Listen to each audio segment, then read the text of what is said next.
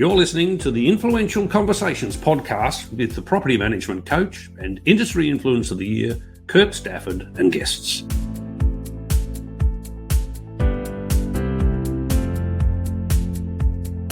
Well, g'day and welcome to another episode of Influential Conversations. I'm Kirk Stafford, and with me today is the amazing Kelley Seaton from New South Wales Central Coast. Kelley's got quite a story and quite a history, and it's my absolute pleasure to have her on the show. Kelley, welcome. Thank you for having me. You're more than welcome. 25 plus years in the industry. I won't say the real number because it might age both of us. Running your own businesses now since 2019. So that's a 14, nearly 15-year period running both, firstly, Property Management HQ, and now as Director and Chief Executive Officer of the Leasing Network on the Central Coast. You've got, just a bit over 200 properties under management, two staff. Yeah, roundabout. Yeah, good number to have. Two staff who both seem to be pretty good. I mean, I've met them both over time. Most recently, I met Aaron at the Rise conference. Tell us a bit more about you. How did you get started in this sometimes crazy but ultimately rewarding industry? I think I fell into it. So worst thing to admit, so when I was at school a long time ago, and, you know, people say, what do you want to do when you grow up, etc. And I was like, I'll do anything, but I just do not want to do real estate. And that sounds really awful. But my mum's friend was a real estate agent and she was a real bitch. And I just didn't want to be her, you know. So it sounds awful. But I was like, anything other than that. But of course, the first job I got was in a real estate agency as a receptionist. And literally, I know it's crazy. And that first job was about less than 1 kilometre from where I'm sitting today. So I've done a bit of a circle around here and there, but not too far from here is where I started my first gig all of those years ago. Worked my way up through property management as you do, and kind of got sick of working for someone else, and then decided to eventually go out on my own. So that was around 2009. And I have not looked back ever since. We did have a little break between about 2017 to 18-ish in between the two businesses, Property Management HQ, which was in Hunter Valley, and also an agency in Brisbane. And then we had that break and we just now focus only on the Central Coast. So the Leasing Network is just exclusive property management only on residential. Fantastic. Yeah, that's my team are amazing. There's two of them. Hayley has been with me for nearly the whole time that I've had my own agencies. So she's pretty much furniture and knows everything back to front and manages the office when I go around the country for a couple of months in a caravan. So that's amazing. And Erin is only a newbie to the industry. This year she has come from the hospitality industry, so full of customer service. Has no skills in real estate whatsoever, which is just how we like it, so that we can hire based on her personality and train her exactly as we like. And she's doing really well. She's been here for just over 6 months. Oh, wow. Okay. Gee, didn't think it was quite that long. But you're right when you say there's complementary skills between hospitality and property management particularly, but real estate overall. But not just hospitality, it's retail as well, because really, when we look at it, we're all about customer relationships. We're all about customer service. And I keep saying to people, I mean, and I use this line in some of my training, you know, we don't manage property. Property's static. It doesn't need to be managed. It's the relationships between the two clients, the landlord and the tenant, that need the management. And that's where customer service, customer experience, customer journey, whatever you want to call it, that's where those skills come in.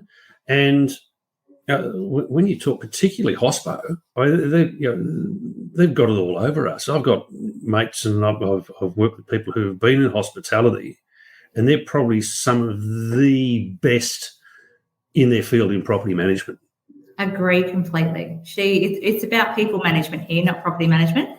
Yep. She can manage people. She can manage difficult situations with breeze. Like it's nothing to her to be able to take a call or, you know, talk to a client because she just has done that day in, day out, all day. So That's right. Yeah. And that's exactly it. And we do deal with a lot of very contentious situations, I guess you'd say, because trying to balance the rights of both sides and the needs of both sides out can be, it's a bit like a high wire act sometimes, isn't it? We're like the meat in between the sandwich. Yeah. But we is. And I think the fact that, we do, I think that she's really enjoying what she's doing because she is new to the industry as well. But, I think just being able to manage those people correctly and being that middle person and having, favourable situations to both our landlords and our tenants and looking after both parties is really key to that. Yeah, absolutely. Absolutely. And you're saying that she's managing those relationships really well. How's she finding the demands that are being placed on her time-wise? I mean, I'm talking, things like after-hours calls and those sorts of things. Do you? Oh, hang on, I see you shaking your head there. No. You don't do after-hours calls? No.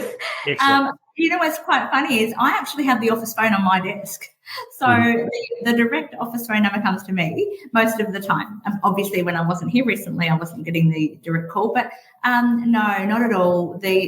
Our office hours are our office hours. Please don't answer the phone at 5:03 because you're going to be on there till 5:23. Things like that. And if we set the expectations that we're answering a call or they're answering a call at 6 o'clock at night, guess what time that customer's going to ring tomorrow? 6 o'clock, or maybe even they might stretch later. it out 30. So it's about setting the expectations and being within those guidelines. We have some quite serious KPIs in the office. I'm not a hard taskmaster. I just want to make sure things are done with every I dotted and every T crossed. Systems, processes, procedures, checklists, all of that sort of stuff. So it's not that it's black and white, but it's just that there are steps to follow. And if you go outside those steps, then be prepared for things to change. And the clients will see that you're outside those guidelines and they'll take advantage of that. Yep, so absolutely. I couldn't agree more. And it's something, again, that I do reference a lot in my training. Your management fee only covers you for business hours. Okay, we'll break it down into commercial things. But also, we've been caught up in this whole thing with, and it's a relic from the sales industry when property management was considered to be, the poor cousin, or it was given to the young girl in the corner or running the reception desk. It was never given priority. Now it is, but we were still expected until we started to set the expectations differently. We're still expected to be on duty, on call, all hours of the day and night. We're not. We're property managers. Our income is tied to the management of the property and the management of the relationships. We're not salespeople where we're going to not be able to eat because we don't answer the phone call to a potential prospect at 8 o'clock at night. That's not us. And we need, because of the amount of people we deal with and the situations that we find ourselves in, we need that break, and we need to be able to define that break really well to our clients. As you said, manage the expectation from the outset, and you're going to find yourself in a far better situation. It sounds like you've certainly done that. What are some of the other things you've done within your office that sort of ease the burden on you as well as your team? So I've been fortunate to travel for the last 3 months and not be in the office. So I've had to really step it up with the team and make sure that they are appreciated, looked after, rewarded, incentivized.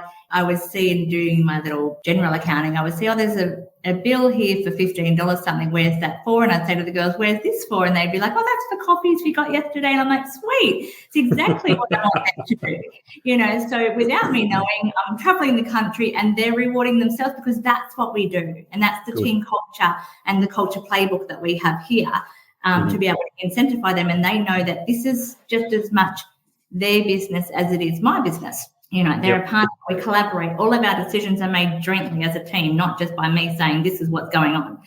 It's about input and all of those sort of things. So it's really important to have that. But we have the guidelines in terms of when they can actually have some time off, and they need to have time off. Industry is known for burnout and for pressure and stress. But I think the properties that we take on here, we take on quality properties. I don't want we've got XYZ number. I want to know that we've got XYZ income coming in because we've got great properties over certain rental yields and things like that. So I think for us, we're probably lucky because by picking and choosing our clients and our properties, we're probably not bringing on so much stress or risks or those sort of things. So in my eyes, we're looking after really good quality properties for really good clients who understand and who want us to take 100% ownership of managing their property rather than getting told what to do. Do you know what I mean? So I think that really adds to the fact that we don't have stress or anxiety, or if we do, it's very, very minimal.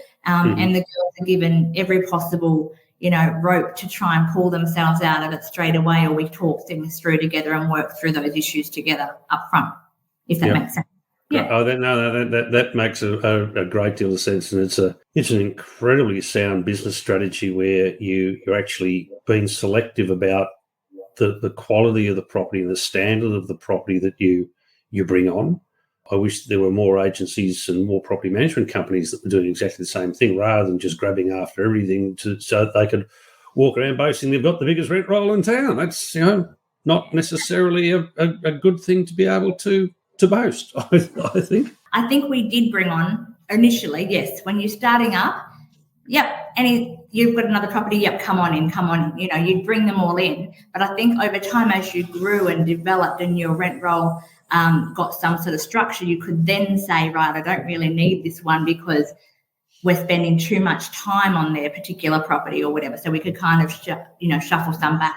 We actually culled 39 properties between 2021 and 2022 because they didn't fit our mould anymore, which is a lot of properties. I'm just working that out. That's 20% of your rent roll. It was. I think it was 22% at the time. That's probably. But then again, if you think about it, that fits with the Pareto principle, the 80-20 rule. 100%, yeah. 20% of your business, your rent roll is giving you 80% of your grief. So why are you hanging on to it? We didn't need to, and some of those clients had 6 properties. So. We said, you can't manage this one property of yours. And they said, well, do you realise if you take that one property away, I'm taking the whole 6? And we're like, yeah, we realise that. See you later. Business decision. Exactly. Yep. Yeah. The good of the team is worth more than the benefit of the income. That's why the team is still here. They're looked after and they're managing quality properties. Yep. Yeah. And that's the hallmark, I think, of a really good, healthy business, but it all starts that starts at the top. And so you've got to say that's attributable to you and the way that you managed it. And you touched on something a minute ago, that you and Doug have just been tripping around the northern part of Australia, particularly Western Australia. I know, I've seen all the photos. I think I went through each one of them. I think I liked just about every photo. And you've made a lot in your social circle very envious, and some in your business circle the same, because you've stepped out of the business, well, not stepped out of it, but managed it remotely for 3 months. Yeah. The rest of us are looking at you and going, how come she can do it and we haven't? I never thought I could do it, to be honest. You are so heavily involved in your business all the time, every single day, for long hours or whatever. But I didn't think it was possible. But I just needed to trust the team. I know Erin was new, but she had Hayley, who's been with me for 95% of my business time owning a business. So I just had to say, this is what's happening. And I got blown away, actually, because I'm probably made redundant now, truly, that I've come back, which is fantastic because I'm now working on it, far greater than working in it. Hayley's actually going to America for 3 weeks very soon, so I did have to come back purely for her to leave the country. So it's her fault that I'm back and we're still not away. But truly, to be able to work remotely across the country, we still had Zoom meetings, we were still in touch. I still did new business. You can actually work remotely. It doesn't have to be here and you need to go and physically see properties. In terms of new business, I was doing all the lead part of it and doing everything online or via Zoom meetings or FaceTimes or things like that. It was a bit sketchy with reception every now and then. I'd have to pull up to the top of a mountain and stop for 15 minutes to do a FaceTime call for a new client, things like that. So it was quite amusing. And did you have a background in place rather than just the view of the water at Cable Beach or something like that? Or they knew where you were, obviously. They knew where I were. I'm as honest as it can come. I literally said to them, I'm calling you from Perth. I'm standing on Cable Beach. You might see a camel go behind me in a minute or whatever, but they didn't care. They just got the fact that I needed some time away from my desk. We had some personal circumstances in 2021 which were devastating. So I needed that time to kind of resolve. But it was just, I could do that new business call in a bikini. They didn't really care. But I tried to put something on from the top up. But I was in the bush or in front of a waterfall or whatever. But it happened. And anyone, I honestly encourage anybody to go and do that. Yeah, I think, and yeah, look, I'd agree with that. I think that, number one, we need to show that humanness of us, that human side, that we're not all sitting behind a desk all day, every day, being Mr. or Ms. Serious. But it's also, that we need a break. I mean, you touched on it a minute ago. You had some circumstances with the loss of both your parents, unfortunately, which I think we all gathered around you for that. Thank you to everybody who did gather around me for that. Thank you. Yeah, and some of those people will be downloading this. In fact, I reckon they'll be the first ones to download it. But you need that time, and we all need that time away. We need that time to recharge, to decompress, to process whatever is going on in our lives. And mostly, hopefully, not everyone's going to have the same circumstances presented as that to them that you did. But how have you found that break away has changed you? I think people say to me, "You look so relaxed," and I kind of question myself as do I really look stressed when I'm at work? Because I'm not stressed, but they were just really kind of like, "You guys just look like you were having the best time, and you were so chilled out," and we were.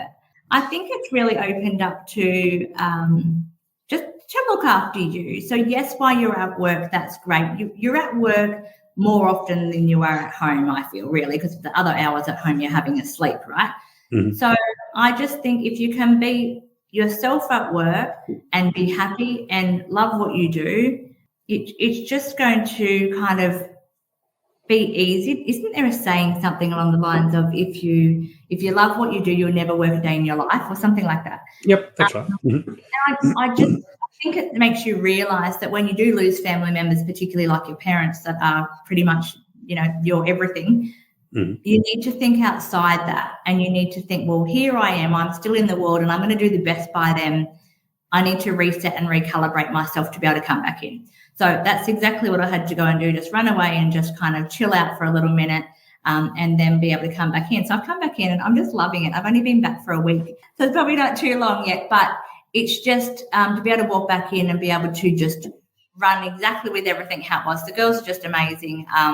I'm very, very fortunate to have them here, but I think that's really stressed the importance of wellness and well-being, really stressed the importance of looking after you first as your number one, your job is number two. Yep. Your family and yourself are what matters, and then everything else should kind of mould and squish in around that, if that makes sense.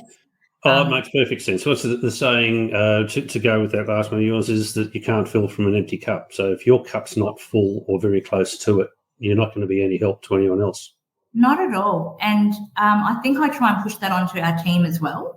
So we do some days, we're in a commercial space now in an office, but we do work from home days. We do wellness and wellbeing Wednesdays, workout Wednesdays, wear your gym gear, all those sort of things. I'm actually, after Rise last week, they were talking about the 4-day working week, and I've just been having a little chat to the team yesterday about how are we going to make this 4-day working week thing work out, so to give them... You realise I'm going to have to edit that comment out, otherwise the entire audience is going to be going, oh, really, 4-day working? I know, but it's really important for them to be able to be performing at their peak and at their best. And if they're tired or stressed or whatever, and it might not even be work related, it might be that their little child had an argument with them this morning, like my 12-year-old, and they're just done for the day, So I think this is really important for them to be able to have their own time and their own downtime. Like if the girls have an appointment, doctor's appointment, or, any appointment to do with their mental health or anything like that, don't even ask me, just go to it and put it in the calendar, because you need to have that time. They're not deducted their hours for going to a mental health appointment or, things like that. We all need that extra time. So I've just, after Rise, I've really been thinking about the 4-day working week and genuinely how in 2024 we can put that into play. Yeah. Would it be a 4 working day week, or would it be 4 days working and then the other day is sort of an optional work? You can work to the extent that you've got work to do, or would it just be you work 4 days and have 3 days off? And I know it's really early to do this because we're still, we're only in early September. But what do you think where do you think you're going to go with that? I think I want to do 4 long days per week. Well, and not so. I should rephrase that. I don't necessarily want to go 4 long days per week. It's what works for them. So I think, for example, since coming back this week, one of them's been here at 6:30 at night, and I'm like, why are you still at your desk? But it's a lot easier for them to go from work to their child's after sport activity rather than go all the way home. And I said, well, let's make this work in with you. Rather than going 40 minutes home to come 20 minutes back, maybe you can work till 6:30 that night. Maybe you can start at 8:30 till 6:30. There's 2 extra hours in that day. So if she does 4 working days, there's 8 extra hours. So therefore she can drop a whole day entirely. And it's just to try and work out how that is going to work. So that particular girl might have her Wednesday as her working from home. Oh, sorry, not working from home, not working at all day, full stop. So she would work long Monday, Tuesday, long Thursday, Friday. Myself, I would love to have Fridays off. So I want to work Monday, Tuesday, Wednesday, Thursday, and have Friday, Saturday, Sunday off. And the other one we're looking at perhaps potentially having Monday, so she would have Saturday, Sunday, Monday. So it just depends on how it works. But I think for whatever works for them, I'm happy with. It's not really about 9 to 5. It's about getting your work done in the time frame. So if they did go out to, like, one of them went yesterday to a dentist appointment for their child, and she was gone out for an hour and a half or something. She probably sat there and worked on her phone, but she might have said, I've just jumped back on at 6 o'clock to finish a couple of applications because I did have 40 minutes that I wasn't focused at the dentist today. And that's fine by me. As long as she gets her work done, they need downtime. So I think to be able to bring this 4-day working week in and have 3 days, and in particular, we're all mums here at the office. So that can be a challenge in itself, that you've got to get done kid duties and laundry and all of that sort of stuff. So to be able to do that on one of the days when those children are at school, rather than doing it on your Saturday and Sunday where they just want to go and play sport and hang out and go to the beach and spend quality time, it gives them that day to do shopping and washing and appointments and all those sort of things. I'm genuinely penciling down pretty much from yesterday how we're going to make this work for next year. Fantastic. It'll be interesting to see how that evolves. And I think, look, it comes down to everybody being on the one page with it. Yeah. I think really most people turn around and go, hell yeah, I'd love another day off a week. I'd love to have a 3-day weekend or whatever it is. Yeah. But it comes down to, as you said, them putting in the effort in the other 4 days to make sure that nothing gets left behind. Because if it does start to fall away, and I had this in a former role where one of the team, when we went through a merger, wanted to continue the work from home as she was doing before, and I said, look, I've got no problem with that, just so long as the work is still completed. And there was never an issue around her work ethic at all, and it just worked beautifully. And we were getting close to the time of doing something similar with a number of the other team members. I think it works really well because they're not travelling as well.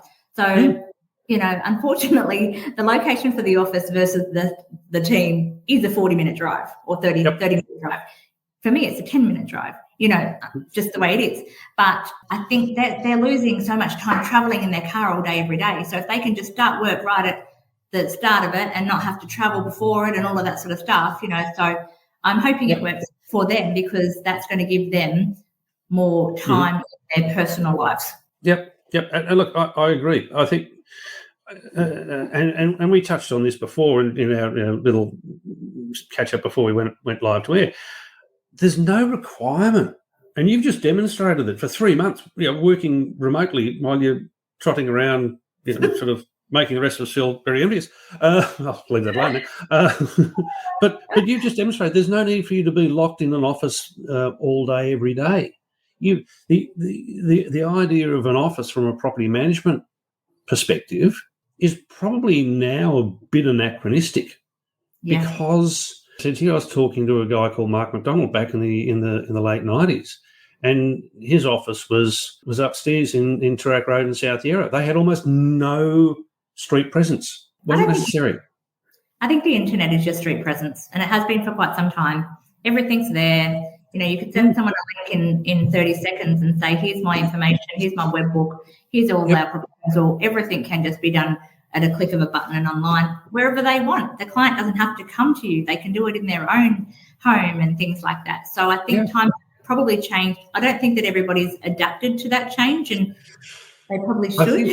I think they will. I mean, there's always this bell curve, and I know a lot of people have talked about that. You've got when something new comes in, you've got people who rush to it first, or the early adopters, and they would get to it. I think somebody said there's around about 10% of people, or 8% of people that are the real early adapters. They grab it straight away, and then the next group of people are the ones that look at what the early adapters have done and say that's a really good idea. And that's when you sort of get to that peak of the bell curve, and it starts to come off the other way, and then you have the later adopters of it after they see that this is really a thing. It doesn't matter what it is. I mean, we had this. I remember there was this thing that came in the 1990s that people rushed to in some cases. It was called. It was the internet. That's what it was. Yeah. And people said, "Oh, that won't last." I said, "Well, here we are now." Oh, yeah.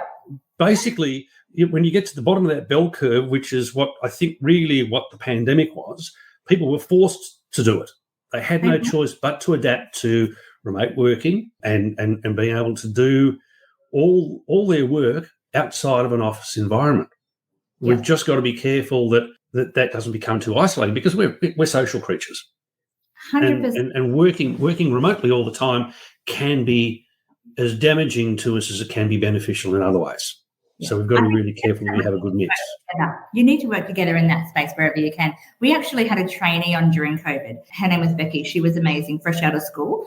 And unfortunately, when the work from home lockdowns happened, I made a stupid decision to send Becky home, which was the government legislation. But I really should have kept her at my place in the space that we were allowed, the size that we were allowed. Do you know what I mean? So, but following the rules that said send her home, I did, and she ended up leaving due to that. She was too isolated. She was a trainee, and unfortunately, that was the rules. But I really should have figured out how to bend those rules to keep her on. Yeah. Well, you can talk about that. Down here in Victoria, we couldn't do anything like that. We were told to go home and sit in the naughty corner. But anyway, that's. I'm not going to politicise it. But we've got. I think we've got an opportunity with everything that's gone on, and I think we've harnessed it in a lot of cases. A lot of people have really grabbed it to reimagine what our working lives are like, not just in our space, in property management land, but society-wide, where we don't need necessarily to be in these massive floor plates. I know people in some of the large corporations who are mates of mine who have said, half our team doesn't come into the office anymore. These are one of them is in a big six accountancy firm. He said, we don't see him in the office. We see him on a screen, just like you and I are talking at the moment. I mean, you're in Central Coast, New South Wales. I'm in Bayside, Melbourne, and we're having a conversation. We've been doing so for half an hour, and nothing's changed. I mean, mind you, I must admit, you and I were having conversations by Zoom with a glass of wine most weeks during those lockdowns. But then again, that's the way that we communicated then. Yeah, absolutely. And I think you need to pivot and adapt to certain situations. And that's exactly what happened during that time. So, yeah, definitely. But you can do I see what you're doing now with the 4-day work week as being an extension of that. Yeah. Are you going to have the team in an office environment for the full 4 days? Or are you going to do a bit of a hybrid thing? Do you know?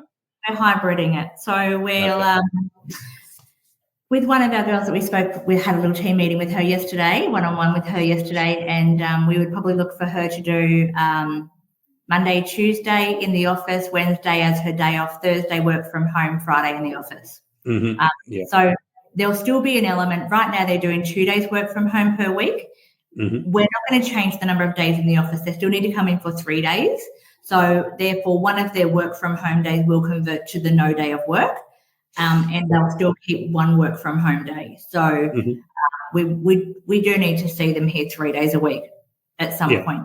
Those 3 days are not going to be the same 3 days though, because there's only three of us, but all three of us are not going to have that one full day off being the same day, so we'll see each other 2 days per week in the office, but still have the ability to talk to each other the other 2 days of the week technically. Yep. Yeah. And that's a good thing. I mean, with all the capacity that we've got now that we didn't have 4 years ago, I think we had a lot of it. We just didn't use it. There's no real reason for us to be face to face. I mean, I remember 4 years ago, if somebody had said, "Oh, let's Zoom," I'd think they were talking about a car ad. But that's but now there's Zoom, there's Teams, there's Slack, there's all sorts of messaging platforms and all sorts of communications platforms that we can keep in touch with each other. I know companies that I've consulted to that they've got a perpetual Zoom open, so they can see their teams and the team can see them, because it's a pretty poor substitute for face-to-face communication, but it is still that capacity or that ability for them to be able to see each other and just bounce ideas around as you would in any normal office environment. Yeah, we did that during COVID. Had an open Zoom session open every single day. And if you wanted to jump in, you jumped in because you needed to have that interaction or that communication with other people or run something by, rather than picking up the phone and making that phone call. We just had that running the whole time. Worked really well. I don't think we'd do that just by having the 1 day off and the 1 day working at home, because we just all sit on the computer anyway and things like that, and you email back and forth, But I think if you've got the right tech stack and all of that sort of stuff in play, it's very, very, very manageable and a lot easier than I expected. Yeah, you're right. And you touched on it there too, that if you got the tech stack, the life gets a lot easier. And this is the way we're overcoming and have overcome for the last couple of years, not having the choices that we would normally have had with staff members, because the industry's changed. We've lost a lot of people from the industry. That technology has actually helped us get through, because it's still really a people-intensive industry. We're still focused very much on the day-to-day relationships. The tech does all the back-end stuff. It automates all our inquiries, does all our admin, whatever else it is, whether you're talking about an actual platform, whether you're talking about the use of VAs or something along those lines. That takes all that admin side away and allows us to concentrate on the relationship between the clients. That's exactly what it is. We're in people management business, so we have so much technology that is a lot of it is automated. We have AI chatbots for repairs and maintenance, all those sort of things. So it's not that it's taking away the fact that you are personable or anything like that. It's just a tool to be able to help you automate as much as you can in the background, so that gives you more time to be able to speak to those clients one-on-one and things like that. Exactly. You spend more time on the relationship than on the physical management. Absolutely agree with you, Kelley. That's probably a really, really good place for us to leave this. I am so very grateful for you for coming onto the show. I know you're only back by a week, so I can imagine that you've got just a little bit of pressure on you. But again, thank you so much. You join a long list of guests who I am deeply, deeply appreciative of their time and their insight for coming on. So thank you again. I'm thanking you for having me on the show. And, thank you for everybody that did support me over the little breakdown time. Wasn't quite breakdown, but very, very heartfelt thank you. And we love what we do, and we're in the people management business here. Absolutely, we are. All right, folks, that's all for another episode. Again, my guest, Kelley Seaton from the Rental Network in Central Coast, New South Wales. Thank you, and see you on the next one.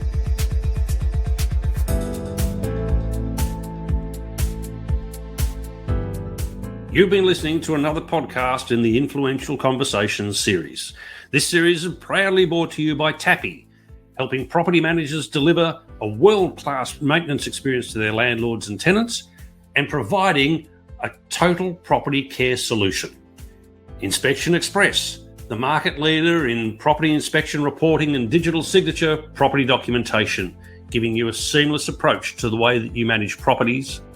And Agent Dynamics, the Australian market-leading team development ecosystem to help you nurture, grow and retain your property teams since 2014. Thanks for listening. Be sure to tune in next time for the next in this series.